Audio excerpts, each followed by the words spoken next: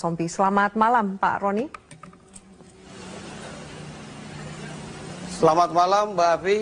Iya, Pak Roni Sompi, terakhir soal lie detector ini menunjukkan banyak keterangan dari tersangka AG yang ternyata benar. Ternyata tersangka AG ini tidak selalu bohong. Sejauh mana ada kemungkinan dari keterangan AG yang dilihat oleh lie detector ini benar, menunjukkan adanya tersangka lain ataupun bisa membongkar motif di balik pembunuhan ini, Pak Roni? Ya, jadi dengan bantuan dan dukungan alat deteksi kebohongan yaitu lie detector dengan ahli dari Laboratorium Forensik Baris Krim Polri, tentu ini mendapatkan suatu alat bukti baru berupa keterangan saksi, yaitu saksi AG yang juga menjadi tersangka di dalam kasus yang menyebabkan korban Angelin meninggal dunia. Nah, kesaksian ini kalau kita lihat dari nilai alat buktinya, yaitu keterangan saksi dari pasal 184 KUHP, bahwa diatur di dalam KUHP juga keterangan saksi itu minimal 2 saksi. Namun demikian dengan satu keterangan saksi ini apabila ada penguatan dari jejak-jejak yang diketemukan melalui barang bukti maupun jejak yang bisa diangkat dari lokasi kejadian, maka kita akan mendapatkan penguatan alat bukti lain berupa keterangan ahli maupun alat bukti surat. Jadi kita sementara ini sedang memperkuat keterangan saksi dari AG yang sementara sudah sebagai tersangka, agar orang lain yang disebut oleh tersangka AG ini bisa dikuatkan. Jadi kita tidak harus terburu-buru, ya, masyarakat harus yakin bahwa pekerjaan dengan sistem scientific investigation seperti ini akan sangat akurat, tidak akan terbantah di sidang pengadilan ketika alat bukti sudah terkumpul. Tidak hanya keterangan saksi semata yang berdiri sendiri, tapi ada alat bukti lain yang nantinya juga dari 20 lebih saksi-saksi yang diperiksa, kita akan juga mendapatkan alat bukti yang lain berupa bukti petunjuk.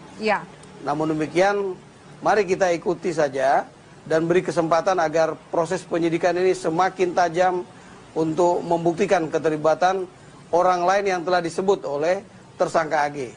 Begitu Mbak Afi. Ya, Pak Roni, kita tahu bahwa tim Inavis dan juga tim identifikasi sudah berkali-kali kembali ke TKP, yaitu rumah kediaman Angelin. Apa yang sebenarnya dicari? Atau jangan-jangan juga, apakah ini juga follow up dari pengakuan terakhir AG soal keterlibatan orang-orang dekat? Ya, betul sekali Mbak Afi. Kita tahu bahwa sejak awal tanggal 10 ketika tersangka AG memberikan pengakuan dan dalam pemeriksaan berikutnya sampai yang terakhir dengan menggunakan lie detector, tersangka AG ini selalu berubah. Oleh karena itu kita selalu menyesuaikan dengan perubahan keterangan yang bersangkutan untuk memperkuat. Jadi membuktikan keterangannya itu benar sesuai dengan lie detector dan benar menurut bukti-bukti berupa jejak yang kita temukan di lokasi kejadian, baik di dalam rumah maupun di halaman. Oleh karena itu kita selalu akan kembali kepada tempat kejadian perkara. Jadi proses penyidikan yang profesional adalah selalu kembali kepada lokasi tempat kejadian, dan itu yang benar. Semangat penyidik seperti ini adalah semangat penyidik yang profesional dia. Begitu Mbak Afi. Pak Roni, sedekat apa saat ini penyidikan dengan bukti-bukti dan juga keterangan yang dilakukan oleh tim penyidik ke arah tersangka lain dalam kasus pembunuhan Angelin? Ya, tentu sedekat alat bukti tambahan satu saja dari keterangan ahli tentang jejak yang ditemukan, yang betul-betul dicari secara scientific investigation sehingga siapapun yang akan membantahnya itu tidak akan terbantahkan karena akurasinya sangat kuat untuk membuktikan keterlibatan orang lain sebagaimana yang dijelaskan oleh tersangka AG.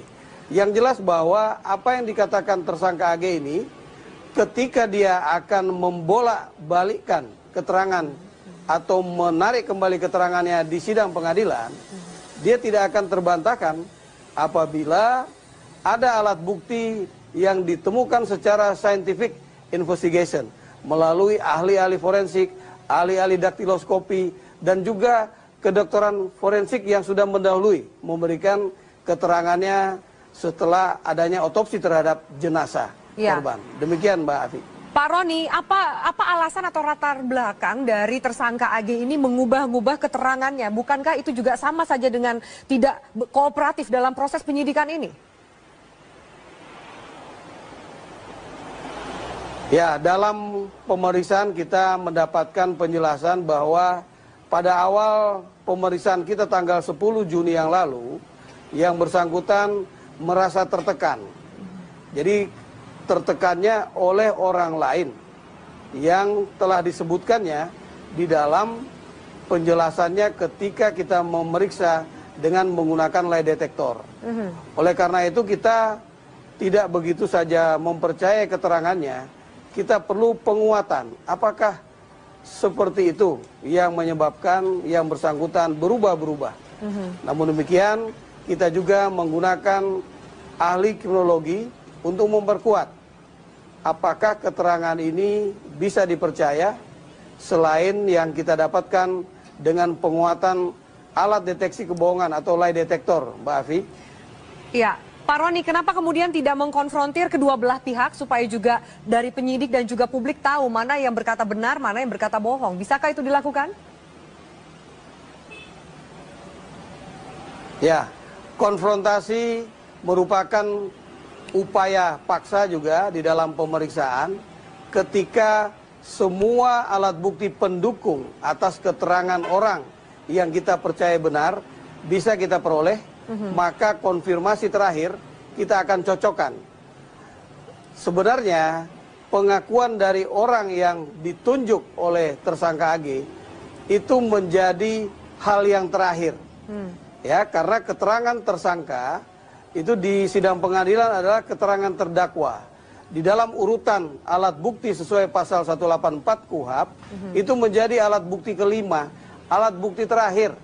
Kalaupun dia menyangkal, itu tidak ada artinya ketika alat bukti yang dikumpulkan secara scientific investigation berupa keterangan ahli maupun petunjuk itu menguatkan keterangan dari tersangka AG sebagai saksi bagi orang lain yang disebutnya. Oke. Demikian Mbak Afi. Ya, Pak Roni, ada saksi di kasus ini, Ibu Siti Sapura yang minta perlindungan dari LPSK karena mendapatkan teror dan juga intimidasi dari lelaki yang tidak dikenal. Oknum ini mengaku dari Polda Bali dan kemudian sering mengajak untuk bertemu untuk membahas kasus. Apa yang Anda ketahui soal adanya intimidasi yang mengaku oknum ini dari Kapolda Bali, dari Polda Bali maksud kami? Sejauh ini saya baru mendapatkan informasi dari Mbak Afi ya, kalau memang ada yang merasa terancam. Kalau memang ada laporannya akan saya tindak lanjuti. Saya akan berikan pengamanan kepada siapa saja yang merasa terancam dan saya akan buktikan pengancamannya itu, pelakunya akan kita proses apabila memang dapat kita buktikan. Iya. Oleh karena itu saya berharap informasi ini dibuatkan dalam bentuk laporan saja dan kami jamin yang bersangkutan untuk kami amankan dari si pengancam. Oke. Dan Pak Roni, kalau pengancam itu adalah anggota Polri, ya. Ya, silakan Pak, dilanjutkan.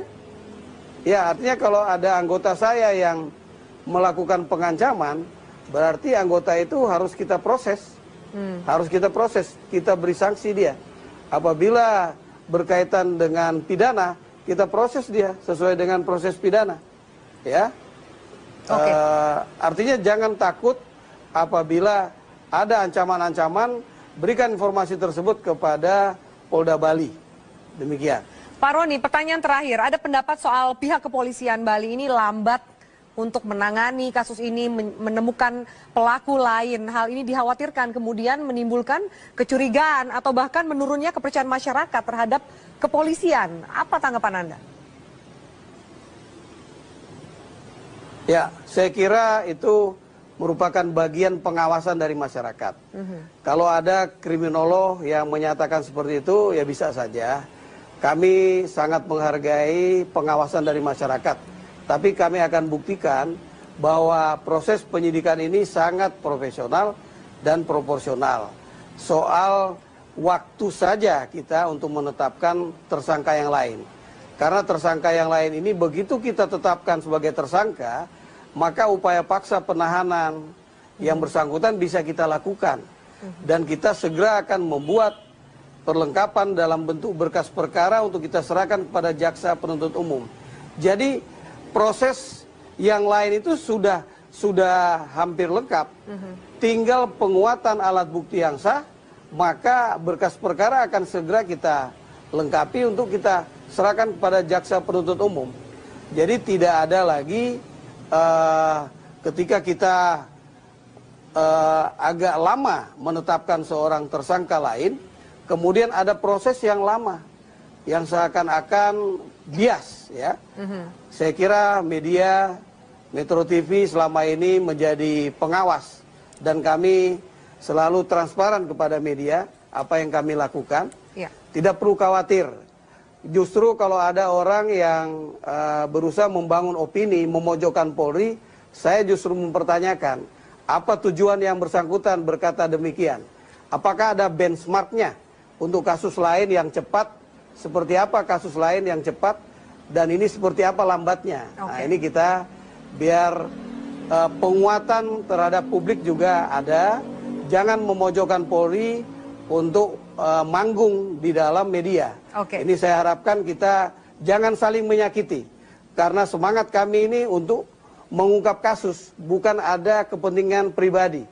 Demikian Mbak Afi. Baik, Pak Roni Sompi, terima kasih atas waktu Anda di Prime Time News. Kita nantikan bagaimana kelanjutan dari penyidikan dan juga titik terang dari kasus pembunuhan Angel.